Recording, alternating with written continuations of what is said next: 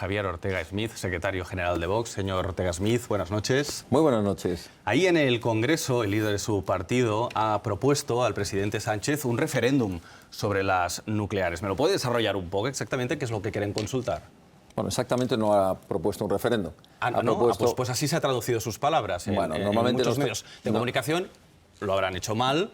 Lo he hecho mal, por tanto, explíquenos exactamente qué es lo que le estaba... Ya sabe usted que nosotros decimos una cosa y la traducen al revés. Sí, pero que ha sido muchos medios de comunicación los que lo han entendido así. Sí, porque no se han leído la Constitución. El artículo 92 de la Constitución establece que los gobiernos tienen una facultad muy interesante, que se ha ejercido muy poco, por cierto, en España, en muy contadas ocasiones, que es la de poder consultar cuestiones que son de relevancia, de importancia, mediante consultas que no son vinculantes, que no son un referéndum vinculantes, pero que nos pueden ayudar a conocer la opinión de los españoles sobre debates que, en nuestra opinión, están siendo hurtados desde hace mucho tiempo. Y que, además, los partidos políticos engañan, porque no hablan de esos temas en las campañas electorales, no nos cuentan lo que quieren aplicar cuando llegan al gobierno y, lo que es más grave, no nos cuentan las consecuencias.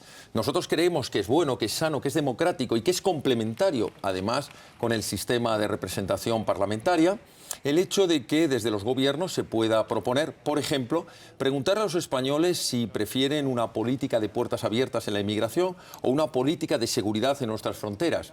Pueden preguntarles también si los españoles tenemos que seguir soportando las consecuencias que han decidido otros en la ONU, en la Comisión Europea, que han decidido que la Agenda 2030 se tiene que aplicar obligatoriamente, aunque eso esté llevando a situaciones dramáticas en el campo español. O, por ejemplo, cuestiones referentes a la energía. ¿Por qué no le preguntamos, decía nuestro presidente, a los españoles si creen que es bueno que España tienda hacia una soberanía energética? Por ejemplo, explotando sus propios recursos hidráulicos, poniendo centrales nucleares, explotando hasta que podamos sustituirlo por energías renovables otras fuentes de energía. Una duda, ¿y cuál es la diferencia entre hacer una consulta a los ciudadanos y un referéndum? Bueno, está precisamente en que una consulta no es vinculante, eso es lo importante. Porque en la Constitución, en ese artículo que usted cita, se habla de referéndum. No, de consulta, es una consulta. Mire, tengo aquí el artículo, me lo he traído por si salía el tema. Las decisiones políticas de especial trascendencia podrán ser sometidas a referéndum consultivo. Pero la diferencia con el referéndum... referéndum consultivo. Sí, pero no es lo mismo.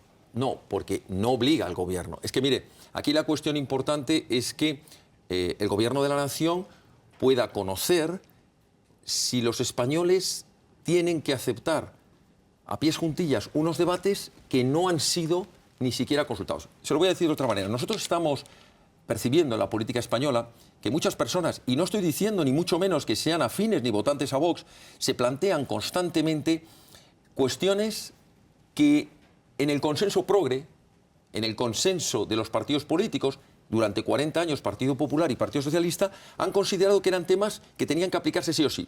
Cambiamos de tema energético. La justicia, que han decidido el Partido Popular y el Partido Socialista que hay que repartirse los órganos judiciales y que la justicia tiene que estar politizada. Podría preguntarse, oigan, ¿no creen ustedes que es mucho mejor que los tribunales no tengan interferencias políticas? Esa consulta, aplicando la Constitución, nadie está aprendiendo. Vox sería partidario de hacer consultas de forma frecuente en nuestro país y consultar a los ciudadanos asuntos varios, ¿no?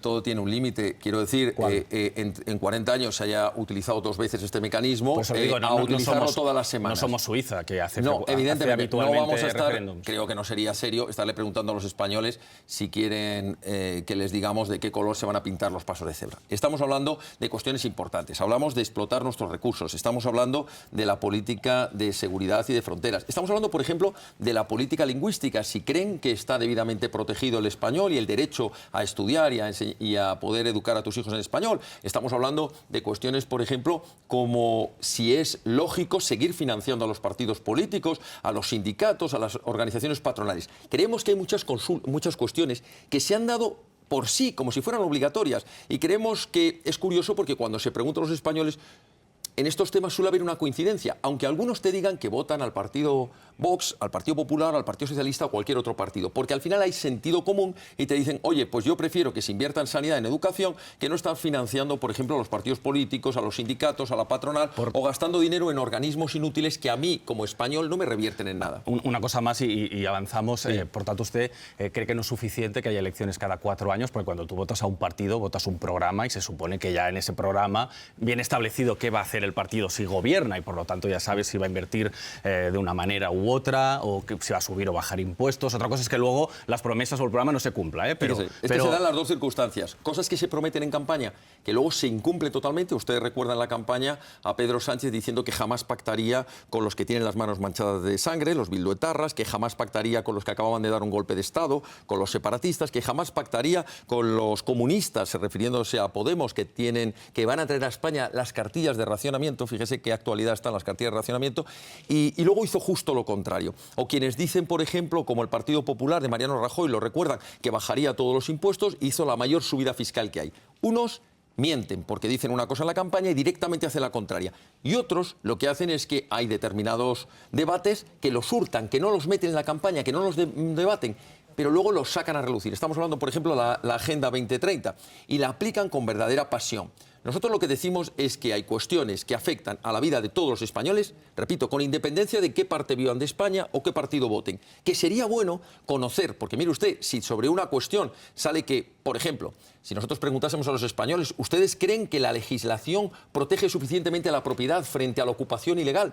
¿No creen ustedes que tendríamos que tener procedimientos expeditivos que en 24 horas se pudiera liberar una casa que ha sido ocupada y si el 80% de los españoles dijera, nos parece una vergüenza cómo está regulado y queremos una regulación más dura, parece lógico que ese gobierno tomara esa medida y la llevara adelante. Es decir, nosotros hablamos, y permítame que termine con esta frase, complementario al sistema de partidos políticos, nos ayuda a hacer más eficaz y, si quiere, más auténtica la democracia en la medida en que se pueda permitir a los españoles que en aquellas cuestiones importantes que de verdad afectan y que no afecten al título constitucional. Estoy diciendo, no estamos proponiendo reformas constitucionales por la puerta de atrás. Cuidado, estamos hablando de reformas, propuestas de consulta no vinculante que afecten a cuestiones importantes. Disculpe que le interrumpo, pero vamos a avanzar porque nos estamos desviando. Yo le quería preguntar sobre la propuesta que han hecho hoy de consulta sobre el tema de la energía nuclear. ¿Por qué creen que la energía nuclear es la solución? Bueno, creemos que la energía nuclear no es la solución. La energía nuclear es una más. Nosotros creemos que debemos tender en España hacia lo que ya han hecho otros países, hacia una soberanía energética que nos permita depender en la mayor medida posible del exterior, a no depender del exterior en la mayor medida posible, por ejemplo, no estar dependiendo del gas de Argelia o del gas de Rusia, o en la medida de lo posible no hacer la hipocresía de decir no queremos nucleares, pero cuando nos falta energía eléctrica se la compramos a Francia, que produce energía, como todo el mundo sabe, de energía nuclear. Nosotros decimos que la energía nuclear es una energía que a día de hoy las centrales nucleares de última generación son centrales seguras, son centrales de energía barata y de energía limpia, y que por tanto es un complemento muy necesario. Mire, acaba de presentar hoy mismo nuestro vicepresidente Juan García Gallardo en Castilla y León una propuesta para que se haga un estudio de viabilidad de la reapertura de Garoña. Estamos hablando de que la energía nuclear produce aproximadamente el 20% de lo que necesitamos los españoles,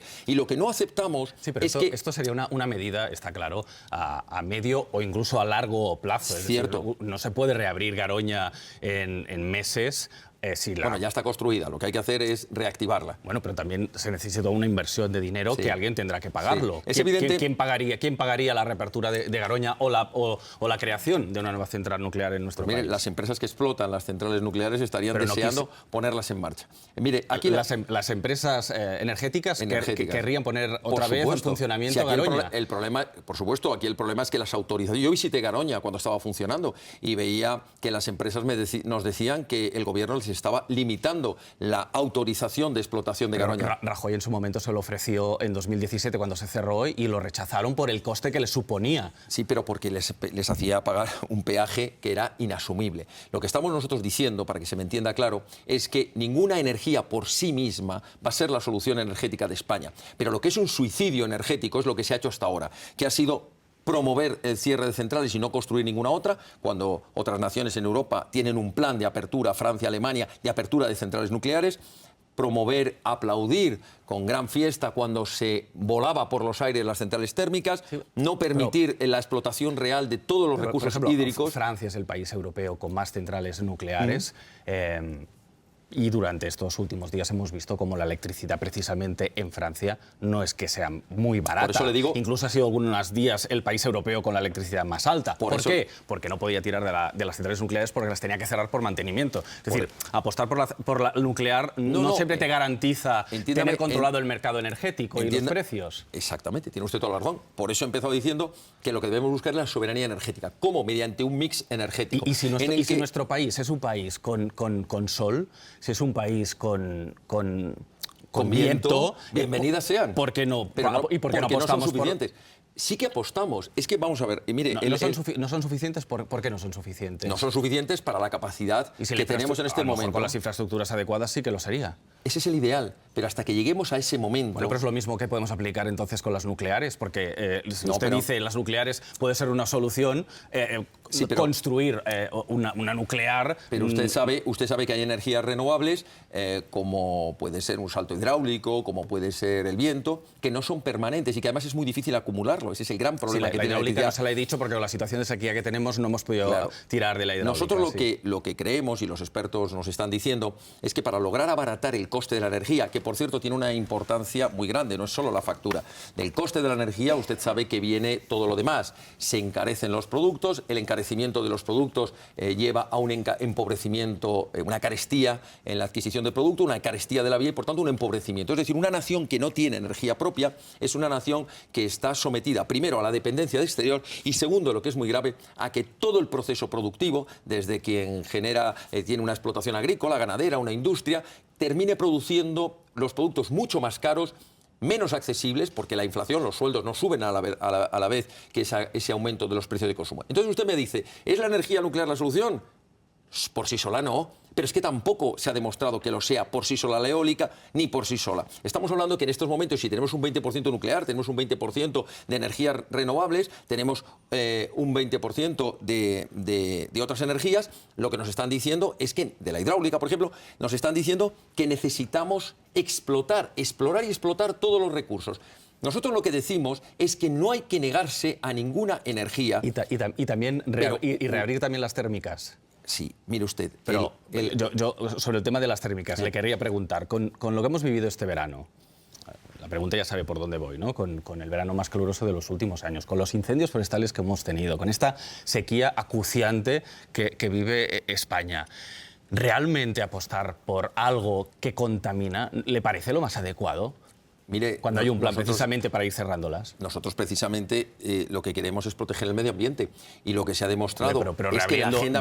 Yo le contesto, térmicas con carbón, explíqueme usted cómo protege el medio ambiente. Pues mire, diga solo Alemania, por ejemplo, que ha reactivado... Bueno, estamos hablando de España. Sí, claro, pero es que cuando les interesa dicen, no, hombre, lo que hay que hacer es lo que dice Europa. No, lo que dice Europa es que están haciendo justo lo contrario de lo que hace España. Están reabriendo las explotaciones de carbón.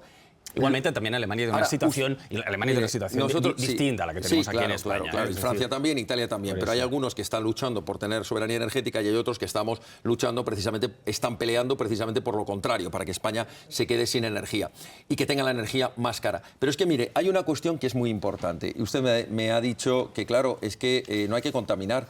Claro que sí. Mire, nosotros somos un partido que creemos precisamente en el medio ambiente, en el aire limpio, en el agua limpia. Lo que nosotros decimos es que hasta que toda la energía pueda venir de fuentes renovables, no contaminantes, que es el ideal, habrá que ir utilizando las otras energías, porque lo que no se puede hacer es cortar en seco sin un plan nacional, sin un plan que en el tiempo nos dé una garantía. Es decir, lo que nosotros hemos explicado hoy en el Congreso, lo ha hecho brillantemente mi compañero el diputado José María Figaredo, en una intervención larga, ha podido explicar interpelando... Pues yo le pido que no sea tan largo. Pero fíjese que la idea que he trasladado es importante, que todos estos procesos se tienen que establecer en un plan a largo plazo. Y uno no puede decidir, pues corto la energía nuclear, corto las térmicas y me quedo, porque no tienes capacidad. Sí, pero dependes al final de otras energías que vienen de otras naciones. Pero si expertos de todo el mundo, algunos vinculados a la ONU, advierten de que no hay tiempo ya para frenar el cambio climático, que ya lo estamos sufriendo y que como no hagamos algo ya, es decir, que no hay tiempo que esperar,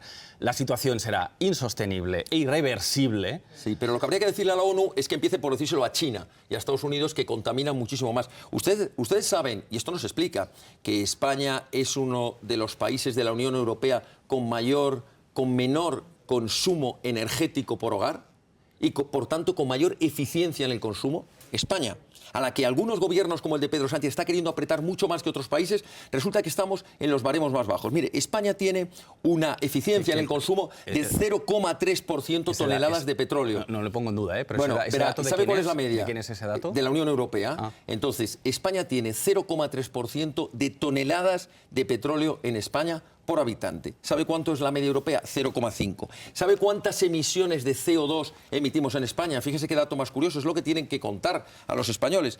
4 toneladas de CO2 por habitante y año. 4 toneladas. ¿Sabe cuál es la media europea? No, es importante que lo sepan. Sí, pero es que fíjese. Entiende que si todo el mundo dice, bueno, como yo, por las estadísticas... No, lo que dicen es que no se nos pueden aplicar las medidas más duras cuando somos uno de los países más eficientes, que menos consumimos por hogar y que además menos contaminamos. Entonces, la Unión Europea tiene centrales nucleares. Lo que quiere es aprobar medidas que afecten a todos los países de la Unión Europea. Bueno, pero que empiecen por aplicárselo los que más contaminan. Como bloque. Que empiecen a aplicárselo los que más contaminan. Nosotros tenemos que pensar como españoles qué es lo que nos interesa a nosotros para tener soberanía energética. Y lo primero que tenemos que plantearnos es que España tiene recursos, España tiene petróleo, España tiene uranio, España tiene agua, España tiene viento, España tiene sol. Por tanto, todas las energías... España tiene gas, que hay que explotar también el gas. Lo que está diciendo Vox es que para abaratar el coste de la energía hay que hacer medidas de carácter inmediato, que están en manos del gobierno, que es abaratar los impuestos de la energía, los impuestos a los combustibles, al gas. Por cierto, nos alegra que al menos una de las cosas que dijimos hace 2 años,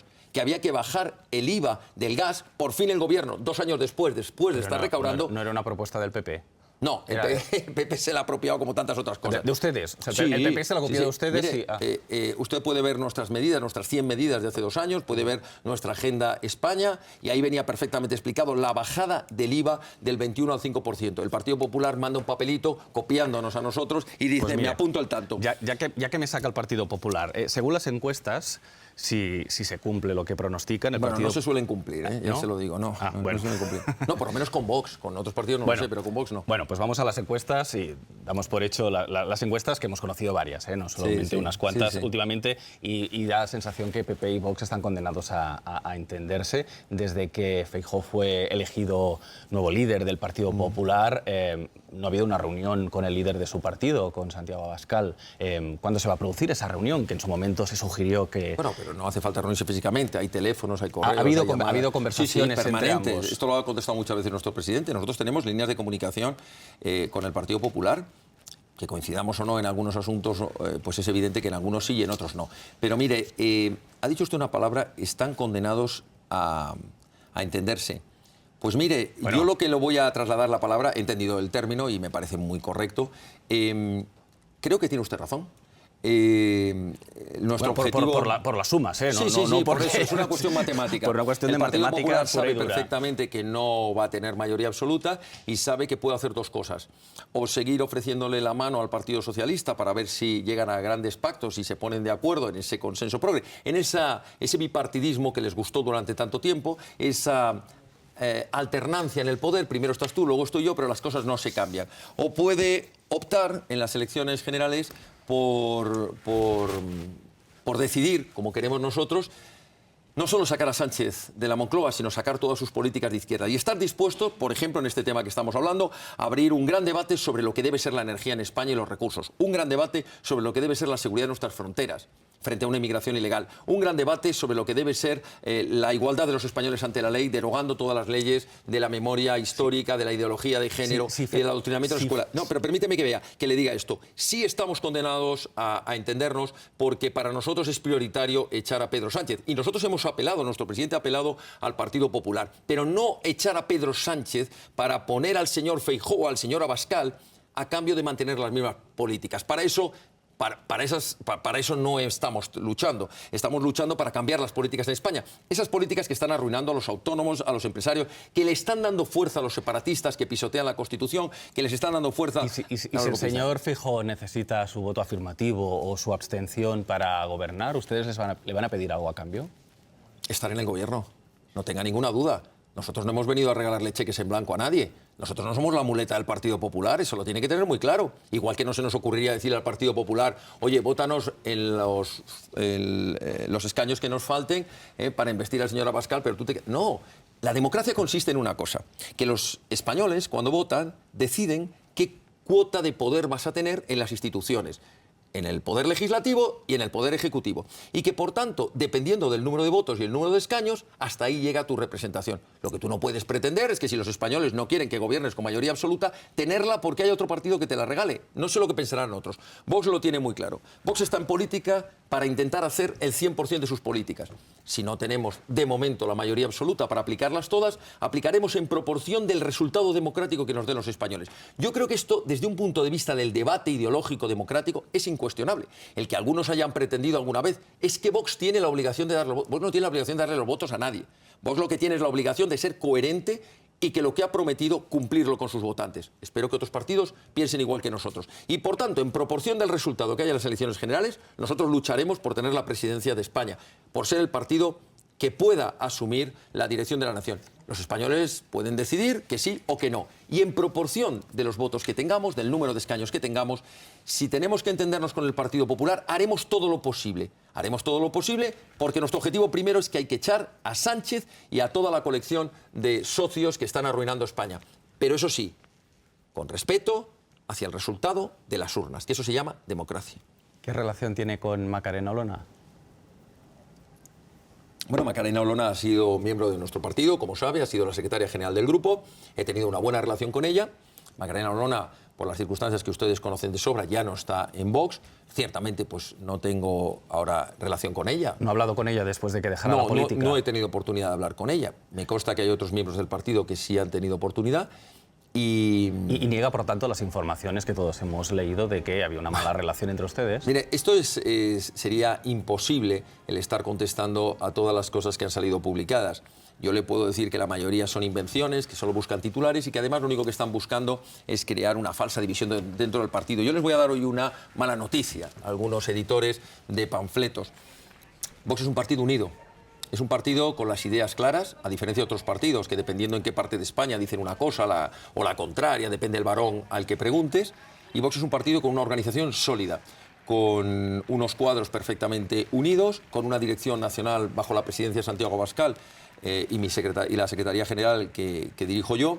Y, por tanto, Vox es un partido que, desde el punto de vista de sus grupos parlamentarios, de su dirección política, de su estrategia de campaña, trabaja completamente unido. Yo no digo, por supuesto, como toda organización. Mire, nosotros tenemos casi 80.000 afiliados. Seguro que en muchos temas hay discrepancias, y algunos que lo ven de una manera o de otra, pero lo que es la estructura del partido, lo que es la organización, sus asambleas generales, la aprobación de las cuentas, la aprobación de las reformas estatutarias, las direcciones del partido, hay una unidad total. Y, por tanto, todos los que están siempre queriendo encontrar una división, es que fulanito nos habla con menganito, de verdad que me parece de una simpleza tan grande. Nosotros somos personas, igualmente, y como todas las personas y todas las familias, puede haber un momento que haya discusión. Igualmente, pero créame si ustedes tenían una buena relación, también sorprende que no haya hablado con ella después de que haya dejado la política.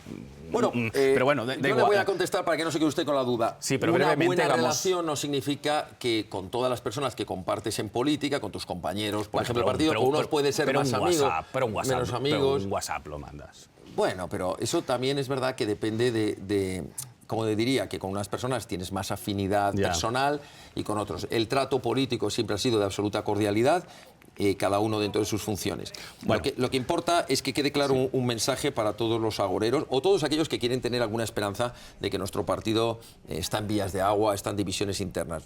Es un partido con una salud organizativa muy sólida, con un mensaje político muy claro y con una unidad y dirección de estrategia política que ya quisieran otros que envidian que en cada lugar, dependiendo a quién le preguntes, del Partido Popular o del Partido Socialista, no digo ya de las mareas y las contramareas, somos un partido dispuesto y preparado para entrar en el gobierno de España. Nos ha quedado claro. ¿Va a repetir como candidato de Vox a la alcaldía de Madrid? Bueno, a Me mí ha hecho una media sonrisa, ¿eh? Sí, no, quiero decir que yo estoy muy orgulloso de ser el portavoz del grupo municipal de Vox en el ayuntamiento, pero digo lo mismo que decimos de cualquier otro que nos preguntan si va a ser candidato de una ciudad, de una concejalía, o si va a ser candidato en una de las campañas autonómicas que va a haber en mayo del 23. Eso lo decidirá el Comité Ejecutivo Nacional después de que el proceso de selección de candidaturas, que ya está en marcha, esto sí se lo puedo decir, los equipos que están trabajando en la selección de candidaturas eleven las propuestas al Comité Ejecutivo Nacional. O sea, por tanto, usted me pregunta, ¿lo va a ser o no? Pues no lo sé.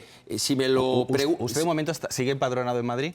Sí, yo sigo en Madrid. No me he ido a Castilla y León, como algunos creen, ni a Castilla-La Mancha. A mí me han situado en todos los sitios de España, es curioso. Algunos decían que me iba a presentar en Andalucía, luego en Castilla y León. Incluso llegaron a decir en Cataluña. Es decir, que si no repite en Madrid, ¿no sería candidato en ningún otro lugar? Bueno, usted sabe que para las elecciones municipales no hace falta estar empadronado. Yo puedo estar empadronado en Madrid y presentarme por Alicante.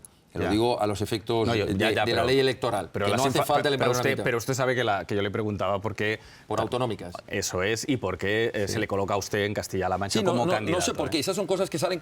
Pero le digo, para no quedar como un mentiroso...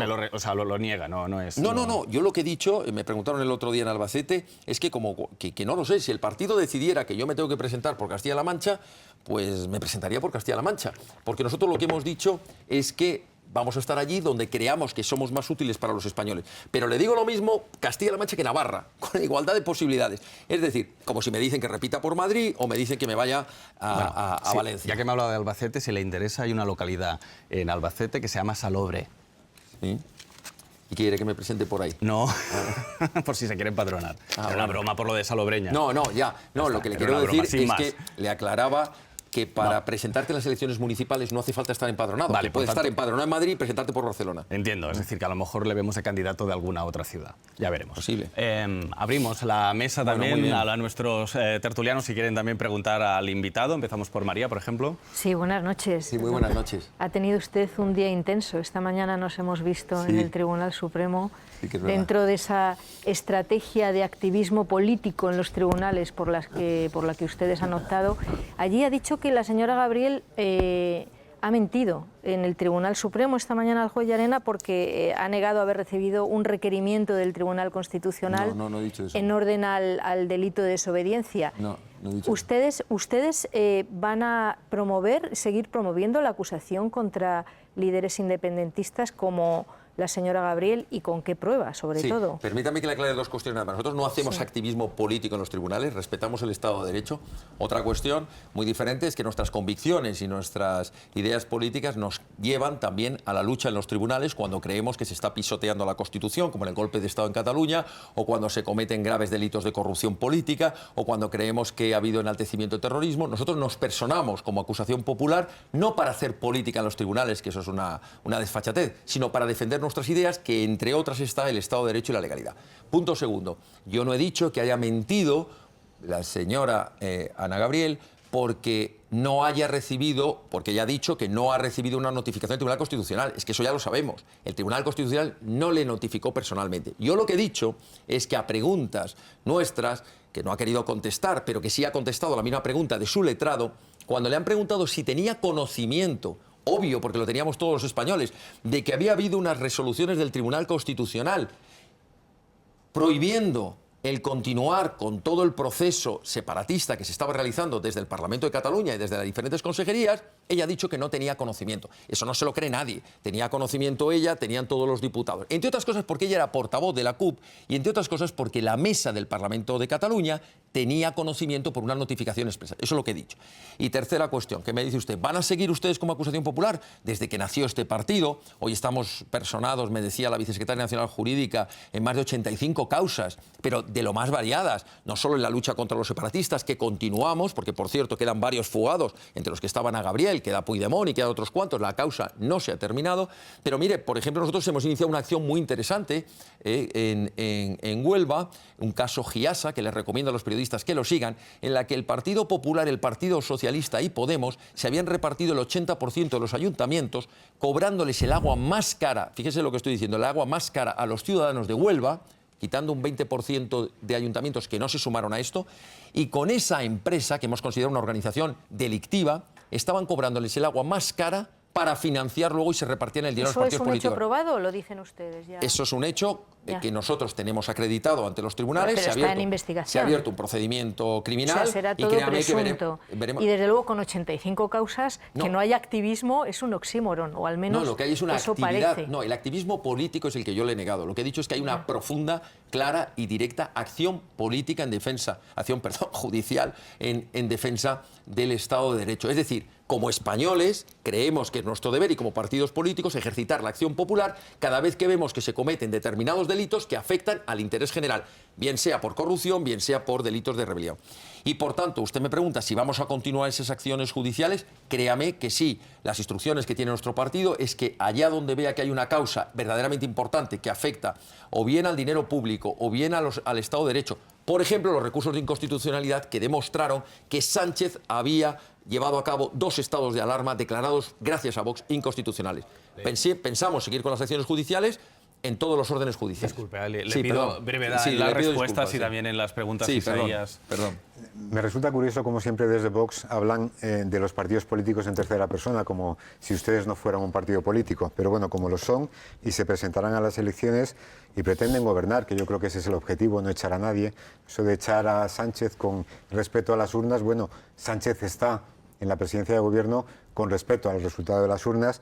Le voy a preguntar, porque ha dicho que los partidos políticos no nos cuentan lo que van a hacer, y como entramos en un año electoral, yo le voy a preguntar por lo que van a hacer, porque la izquierda progre y el consenso progre a lo largo de las últimas décadas pues han permitido leyes que han permitido avanzar en derechos sociales, desde el divorcio, que lo apoyaron, hasta la ley del aborto, hasta el matrimonio igualitario, ahora la eutanasia.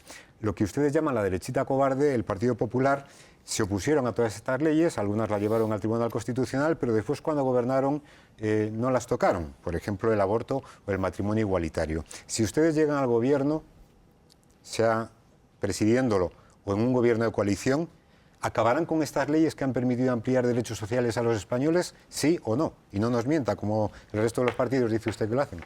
Bueno, usted parte de una premisa, y es que considera que todas esas leyes son leyes que han llevado a cabo avances sociales. Sí, lo considero yo y estoy convencido que muchos votantes de Vox también. Bueno, si usted ya sabe lo que piensan los votantes de Vox, entonces no me lo pregunte a mí, que soy el secretario general. No, le pregunto a usted como si usted dirigente sabe lo que del partido piensan los político. votantes. Nosotros lo que decimos es que evidentemente vamos a defender los principios de la Constitución y entre otros es el derecho a la vida, y por tanto sí, vamos a hacer todo lo posible para que en España no haya ninguna mujer que se sienta abocada al drama de tener que abortar. Y por tanto vamos a poner todos los recursos del mundo para que se promueva la vida, se promueva la familia y se promueva el que todas las personas que necesiten recursos de cualquier tipo los tengan. ¿Derogarán entonces cualquier ley del aborto? En segundo lugar, lo que nosotros creemos es que la eutanasia es una solución que no soluciona nada, porque al final lo que está haciendo es atentar contra la vida y que además está siendo utilizada en muchos países, así lo defendimos cuando votamos en contra de la ley de eutanasia, está siendo defendida como un método de eliminación de aquellas personas que tienen graves enfermedades y por tanto que muchas veces ni siquiera son conscientes ni tienen capacidad real para poder decidir sobre esta cuestión. Nosotros creemos que la dignidad de la vida se tiene que proteger desde el propio Estado y por tanto el Estado y el Gobierno, cuando esté Vox, hará todo lo posible para una ley de cuidados paliativos que sea realmente eficaz y una ley en defensa de la familia y de la vida y otras muchas cuestiones. ¿Y sobre la ley del matrimonio igualitario? Nosotros lo que decimos es que hemos estado totalmente a favor de que haya la posibilidad de matrimonios, uniones civiles de personas del mismo sexo. No tenemos ningún problema. No lo tenemos a pesar de toda la campaña que se ha hecho de homofobia contra nosotros. ¿Matrimonio o uniones civiles? Sí. ¿De qué estamos hablando? Bueno, estamos hablando de uniones civiles, porque el matrimonio, la palabra quiere decir unión entre un hombre y una mujer. Más allá de las palabras. Bueno, más allá de las palabras. Cambiarían la ley actual. Entonces, ¿qué quiere que hagamos? Dibujos. El lenguaje está para entendernos. Si es más allá de las palabras, pues... No le estoy diciendo eso. El lenguaje sirve para entenderse. Bueno, y usted me dice matrimonio, yo le digo unión civil. El matrimonio es una institución que ha evolucionado y que no necesariamente tiene que ser entre un hombre y una mujer. Ya me ha entendido lo que le estoy preguntando. Yo digo lo que significa. Lo que le estoy preguntando para utilizar el término correcto. ¿Ustedes cambiarían la ley entonces para que no hubiera matrimonios y hubiera uniones civiles? Sí, pero que de hecho... Eso es lo que le estoy preguntando. Sí, no tenemos ningún problema. O sea, créame que los que han querido buscar en Vox, como otras tantas cosas, ¿no? Vox es el partido homófobo. No tenemos ningún problema con las personas homosexuales, ninguno. Es tanto que nos preocupan las personas homosexuales que creemos que las actuales leyes llamadas que luchan contra la violencia de género han desprotegido totalmente a las personas que son homosexuales. Por ejemplo, hemos denunciado muchas veces que estas leyes no protegen a aquella persona que es agredida por su pareja homosexual, un hombre por su pareja homosexual, porque no está dentro del rol que han establecido en esas leyes que se tiene que proteger, que es mujer atacada violentamente por su pareja heterosexual. O, por ejemplo, mujeres que han sido atacadas, violentadas, asesinadas por su pareja lesbiana. Por eso a nosotros, claro que nos preocupa, y nosotros decimos que hay que proteger, cuando se quiere proteger la violencia en el seno familiar, se tiene que hacer en el seno doméstico, en la familia, y no puede haber distinciones entre víctimas y verdugos por el hecho de la orientación sexual o si tu pareja es heterosexual o homosexual. Por tanto, nos preocupa y es un tema que nosotros va a tener todo el apoyo. No tenemos ningún problema. Otra cosa es que a algunos les ha molestado cuando nos hemos metido con sus chiringuitos. Yo desde el Ayuntamiento de Madrid he dicho que no me parece bien que haya un grupo que organice el llamado orgullo, el Día del Orgullo en Madrid, que se esté forrando y que diga que es la representación de todos los homosexuales de Madrid. Oye, mira, si quieres organizar, ¿lo pagas tú? No, pregunto. ¿Lo pagas tú? Bueno, ¿Lo pagas tú? Tenemos que cortar la entrevista porque nos estamos pasando de tiempo. Pero, de hecho, no podré permitir que pregunte una Elsa cosa, y Lucía porque estamos pues es fuera. una pena, porque normalmente estamos haciendo preguntas muy interesantes. Sí, desde luego, pero estamos fuera de tiempo. Culpa mía, porque me he alargado más de, sí que lo siento, más de lo previsto. Pero ustedes tienen datos. Habrá otra ocasión. ¿Ustedes tienen datos de que se están forrando, como dicen? Sí. Es un auténtico negocio lo que tienen montado. Y como tienen un negocio montado, pues nosotros lo que decimos es que los chiringuitos se los pague cada uno. Igual que le decimos a los sindicatos que si quiere usted un sindicato se lo paga usted, pero no con los impuestos. Sí, se forran, es un negocio que la lleva... Imagino que las Hombre, lo sé porque estoy en el organizan... ayuntamiento y veo los presupuestos, ¿sabe usted? Y veo el dineral que nos cuesta. Pero los presupuestos también será pues para organizar. Imagino que organizar esas fiestas... No, a los madrileños nos cuesta un auténtico riñón, porque tenemos que pagar los servicios de limpieza, la policía municipal. Oiga, mire, que usted cuando organice una manifestación en favor de la vida o organice una manifestación a favor de los animales, se la paga usted, no que la tengamos que pagar nosotros. Pero Javier... dicho lo cual, que le quede muy claro, a raíz de la pregunta, que nosotros en estas cuestiones tenemos las cosas muy claras. Para nosotros los españoles deben ser iguales ante la ley, deben tener la misma protección, los mismos derechos y las mismas obligaciones, con independencia de su orientación sexual, del lugar en el que vivan, de su opinión política, de su religión o de cualquier otra consideración, que es lo que dice, por cierto, el artículo 14. Javier Ortega Smith, gracias por estar hoy aquí en la Muchísimas gracias a ustedes, horas. muy amables. Buenas noches. Gracias, buenas noches.